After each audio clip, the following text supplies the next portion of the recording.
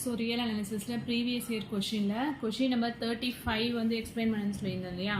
So let f from r to r be a twice differentiable function such that f double dash of x equal to minus f of x. இது correction பண்ணிக்கோங்க. அதுல plus f of x னு எழுதிருப்பேன்.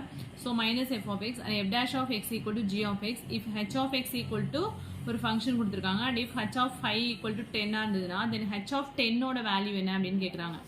So given condition வந்து h of x equal to f of x the whole square plus g of x the whole square. So first வந்து நான் differentiate பண்ணிக்கிறேன். So h dash of x கண்டுபிடிச்சா around 2 into f of x again f of x பண்ணும்போது f dash of x plus g of x the whole square பண்ணும்போது 2 into g of x into g dash of x னு வரும் இல்லையா.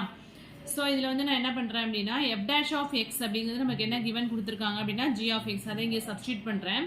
And then again இன்னொரு condition வந்து நமக்கு என்ன கொடுத்திருக்காங்க அப்படினா f double dash of x equal to minus f of x னு ஒரு கண்டிஷன் கொடுத்திருக்காங்க.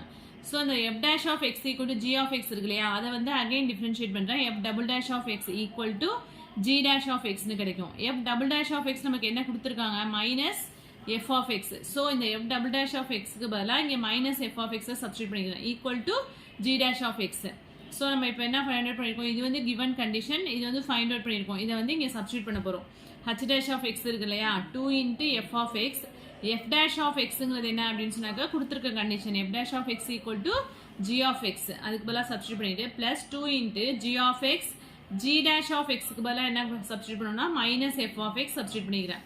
சோ என்ன வரும் இங்க மைனஸ் வந்ததனால இந்த ரெண்டு ஃபங்க்ஷனும் கேன்சல் ஆயிட்டு h dash of x வந்து என்ன ஆயிடுது 0. சோ டிஃபரன்ஷியேஷன் 0 ஆ இருந்துச்சுனா அந்த ஃபங்க்ஷன் வந்து என்னவா இருக்கும் கான்ஸ்டன்ட்டா இருக்கும். So h of x equal to constant for all x.